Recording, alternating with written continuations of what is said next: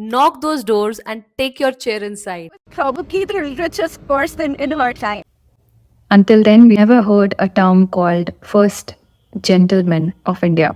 A tech world is like a river, constantly flowing, constantly changing. And that hit me hard. When I was in 6th standard, I vividly remember this day at school. We were asked to form teams for a sports quiz at the inter-school sports quiz competition. I, being the sports enthusiast, especially cricket, was eagerly looking to be a part of this team. But I was taken aback when the teacher told me that the team is for boys only. I still remember the confusion and the disappointment I had felt that day. It was a harsh blow to my confidence, and I felt sidelined and also questioned my worth.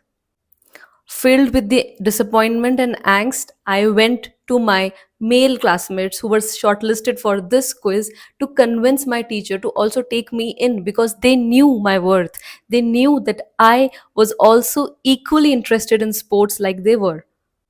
I also went back home and told my mom about it, and she immediately wrote a diary note for my teacher describing how I felt after coming back home.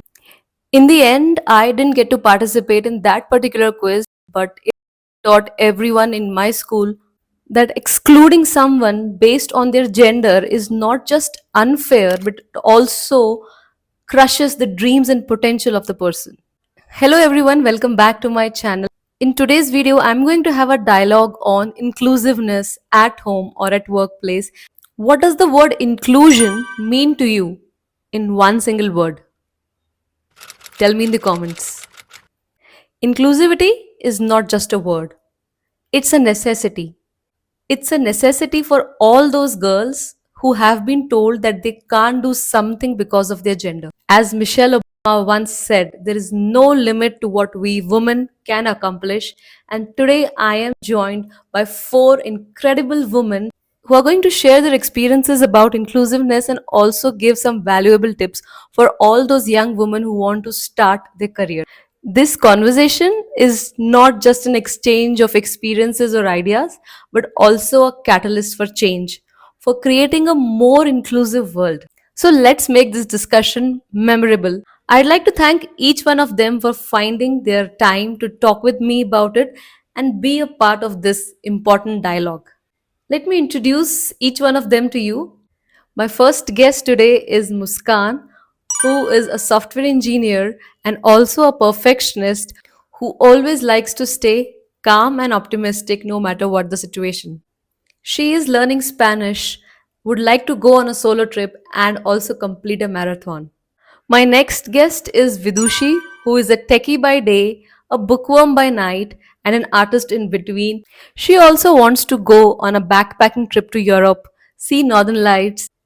Next up, I have Sri Devi, who's a simple girl with big dreams and a heart full of joy. She's a site reliability engineer by profession. She wants to go on an overseas family trip, learn the guitar, and also sing and dance her heart out at her favorite singer's concert. Next up, I have Sneha Thakur with me, who's a big data engineer and is a happy, responsible girl taking care of her family. She wants to learn driving, understand share market a bit more deeper, and stick to healthy lifestyle.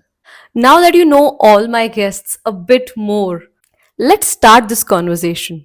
My first question is open to all of you. Can any one of you share a funny story about a time where you shattered a gender stereotype? There is an age-old ritual still observed in Indian households wherein only the male member is allowed to make the first cut in the pumpkin or break a coconut. As a child, I could never wrap my head around this practice. One day, my mother was waiting for my father in the kitchen to come and break the coconut for her. Before she knew it, I rushed into the kitchen and smashed the coconut on the floor before Papa could enter the scene. After that day, it became a habit.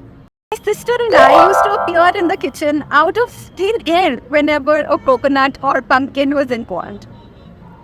Traditionally, this rule was observed because this act was seen as a sacrifice which required masculine strength. Some also believe that it was done to keep women away from assuming the key role in any puja, because any puja starts with the breaking of a coconut. But I think it is high time that we reconsider this ritual.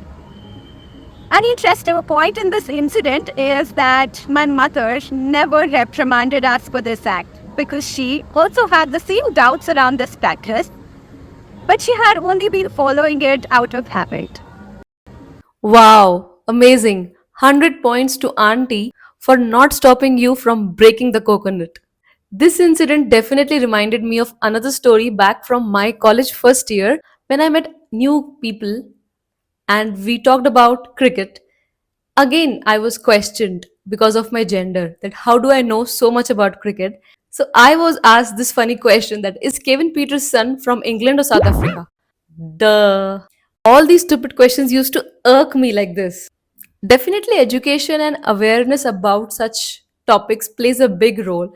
So, my next question to all of you is, what role does education play in promoting gender inclusion and how can we better it now in 2024? Well, I think education is like that magic key that opens the door to gender inclusion. I mean, it's through learning stuff that we can start to break down those old stereotypes and biases that have been hanging around for too long. You know, when we teach our kids that everyone is equal, no matter what their gender, that's when we're doing the groundwork for a society that includes everyone. And at the same time, education not only provides girls with the knowledge, skills, but also, most importantly, it provides the confidence to participate in economic, social, and political activities. It empowers them to make informed decisions about their lives.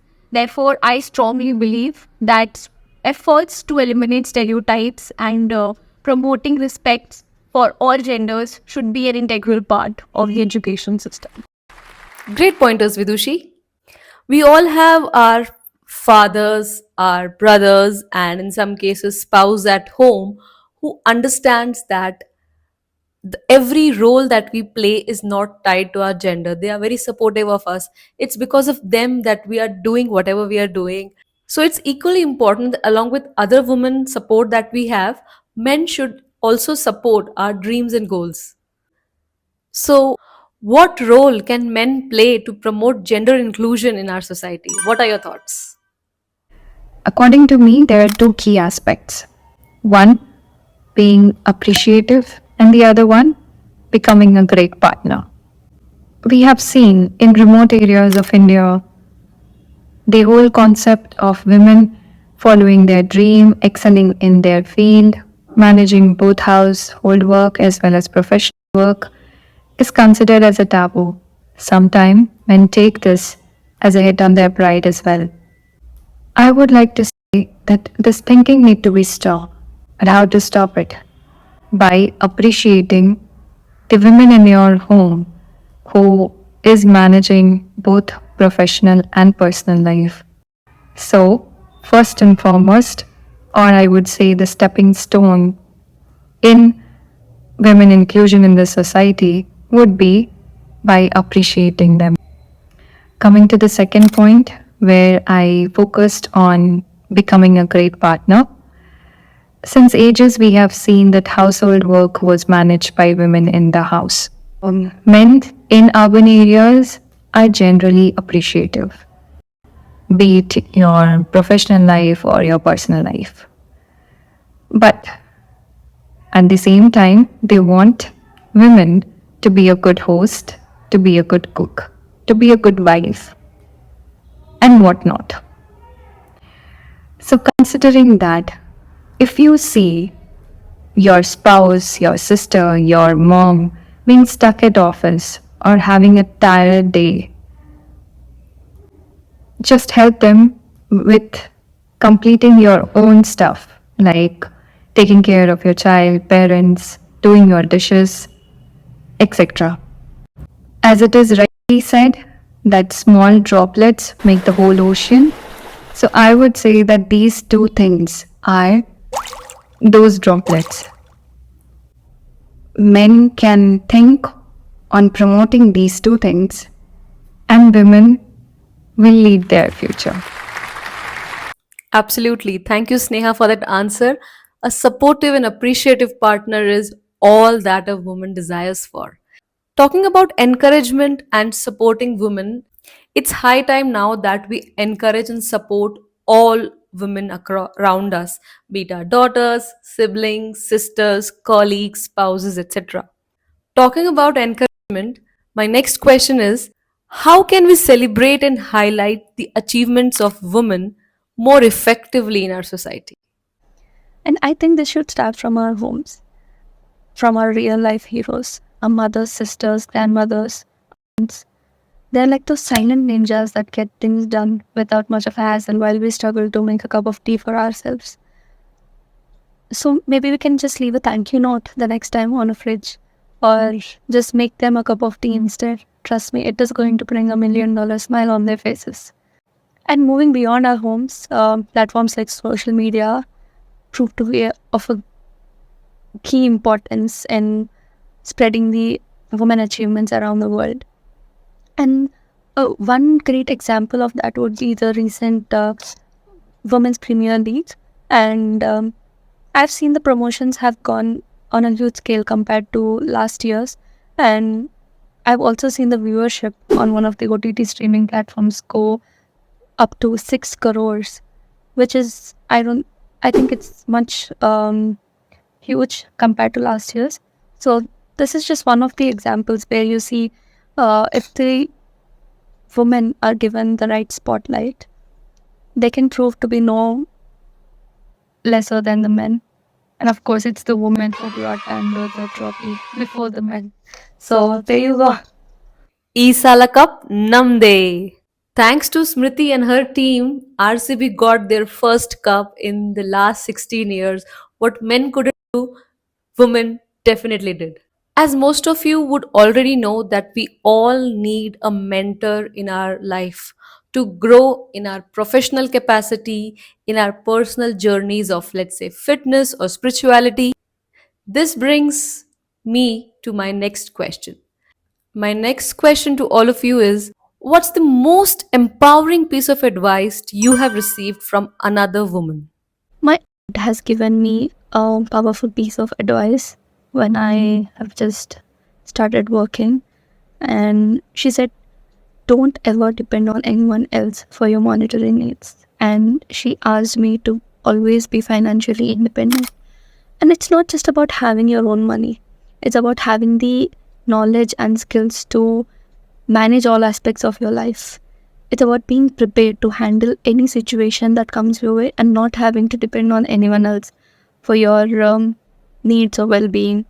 And this advice, it can serve as a strong foundation for anyone, but especially women, to build a secure and empowered life. It seems you have also received a powerful advice. What is it, Vidushi? Um, I'll never forget this one chat that I had with my school teacher. She told me, don't let the fear of striking out stop you from playing the game. And that hit me hard. It was like she was telling me it's okay to take risks, to mess up sometimes, because that's how we learn, that's how we grow, and that's how we get to where we need to be. And I've applied her advice ever since in every area of my life. And remembering that gives me confidence and helps me control my nerves. It's all about the narrative you tell yourself at the end of the day. You need to hold your nerves and keep the courage of your convictions. Yeah, I'd say that's the most empowering piece of advice I've ever received from a woman. Those were some great pieces of advice coming in from all of you, and I'm sure the audience has taken a note of all these valuable gems.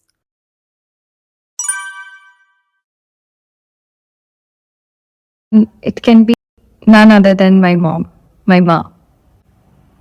It is rightly said that if you educate a woman, you're not just educating a woman, you are educating the whole generation which is going to come after her.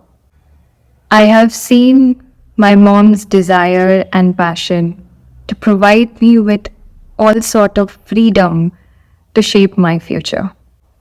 Back then, when society was thinking uh, to teach girls how to limit their dreams, how to complete their basic education and then be dependent on someone else for rest of your life. My mom taught me how to be independent, how to take responsibilities, how to give outcome from those responsibilities. She was the first one to imbibe the essence of kindness and independence in me. I love her for that. Now, since you are so experienced in your own field and have seen and worked in a workplace, what advice you would like to give to young girls who are just starting out in their careers? My first mantra is follow your instinct. Your instinct can never go wrong. So, if you are in a dilemma and thinking whether I should ask this question, whether I should put forward my vision, my ideas, go for it, girl. What worse can happen? Your idea would be rejected, but at least you're way ahead than those who didn't even try. Correct? So when you, and it's always better to ask question rather than assume things incorrectly. The second advice I would give is build your own connection. Nowadays, connection network play a vital role in your career. So work on them. Don't hesitate in going along with your male team members for a coffee break, or if you're seeing that whole of your team is comprised of all men and you are the only lady, still, it doesn't matter. You make the first move, let them adjust. I'll give an example for this. Until India received its first women president, Srimati Pratibha Patil, till then we never heard a term called First Gentleman of India. Until then we were only having First Lady, who was the spouse of President. But in 2007, this phrase came into picture. So, you make your first move, let others adjust accordingly. I think I would say I have a three-piece advice for her. The first one would be to be confident, because confidence is the key. You have to believe you are where you are because you have earned it, you deserve it, and you have worked really hard to be there. And don't let anyone undermine your abilities or capabilities. The second piece of advice would be to stay relevant and keep learning. Because I'm a software engineer, the tech world is like a river, constantly flowing, constantly changing. And to keep up, we have to keep paddling. So by paddling, I mean we have to keep learning, we have to keep growing ourselves and stay on top of the game all the time. And the third piece of advice would be to find your tribe. There are a lot of women in tech with a lot of experience. They won't just be your network, they will be your support system, and with the kind of experience that they have, they will be your core point of guidance in case of any tough times. So that is my advice for any young woman who is starting in tech. My only piece of advice to young women starting out in their careers would be to walk out their job thinking that they are twice as capable than they think they are. This is to offset the inherent bias that we grow up with. As women, we tend to undermine our capabilities and abilities more than men do. There is a term called self-efficacy. It means one's belief in one's own potential to grow and to achieve a certain level of performance. If we talk about self-efficacy scales, men tend to inflate their abilities, whereas women have a much more modest assessment of their own abilities. This is something that we grow up with. Have you ever observed young boys deconstructing all the machines and toys that they play with and operate computers and devices, whereas girls are hesitant in even pressing a button without knowing everything about it? Thus, it is important to believe that we can do every task that we undertake, because the outside world is a reflection and a projection of our inner world. If we believe in our potential, only then will the others start seeing us for who we are. And therefore, more responsibilities and opportunities will come our way. So believe you are twice as capable than you think you are. All the young girls out there who are watching this episode, keep a note of all these amazing advices that you have just received from these amazing ladies. Now let's switch gears and be more imaginative in our conversation. Imagine if any one of you were to become a CEO of a large company, what steps would you take to ensure more women are included in leadership roles? Who's going to take it? Historically, leadership is considered to be a stereotypical male-dominated zone. Therefore, it is to no one's surprise that most companies these days have a male-dominated executive team.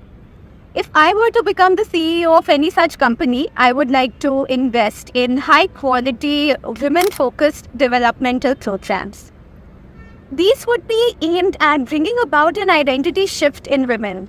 It would be to rewire the way women perceive themselves, their colleagues, and their work environment. We all know that men have a broader and more powerful professional network than women do. These programs would provide opportunities to women to network and formally introduce themselves to high-performing females across industries. This would also create an abundance mindset in females, in which they start believing that there are enough opportunities for everyone and that they are capable of achieving their goals with each other's support. I would also like to set down very clear and well-defined metrics for promotion. Everyone should be aware of the criteria and expectations that are there for you to assume a leadership role. It is well observed that men are most likely to be in situations where closed-door promotions are concerned. It is because they are more likely to have mentors and sponsors who help them climb up the corporate ladder, but women lack such opportunities. Therefore, setting clear metrics for the promotion will help women stay focused on their path and will help them to achieve their goals more effectively. Thank you, Muskan, for sharing that answer. If I'd like to add my 2 cents to this answer, I would say knock those doors and take your chair inside. Be brave enough to ask for what you think you deserve. We have had so many influential women around us in the present, and there have been innumerable women who have fought for their basic rights, for their dreams, and their capabilities. So much so that we still admire them and look up to them. So, now let me ask you this question. If you could have a dinner with any woman from the history, who would it be and why? Muskan, would you like to give a try? I would definitely like to have dinner with Queen Cleopatra. She's the most famous ancient queen and was probably the richest person in her time. Cleopatra still remains an enigma to the world. She is often portrayed as the seductress and a femme fatale with unparalleled charm, but few are aware of her accomplishments and skills. I believe that more than beauty, it was because of her accomplishments that she was able to wield enormous influence over powerful rulers such as Julius Caesar and Mark Antony. Young Cleopatra spent all her time studying, and she became a scholar, a chemist, a gifted scientist. She could speak 9 different languages. When she ascended the throne as co-regent with her brother at the age of 18, she was the only Ptolemaic ruler who could speak the Egyptian language. As the monarch, she was known for her patronage of arts and culture. She was known for her diplomatic prowess and strategic alliances.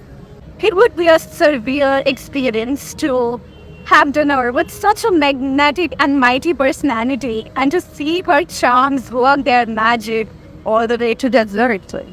One perfectionist woman to another perfectionist and witty woman.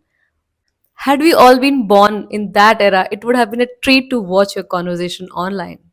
I'd like to summarize this conversation. The more we talk about it, the more we have the hope that more people are going to join in doing the right thing. Thank you everyone for finding time today to watch this episode and also share it with your friends.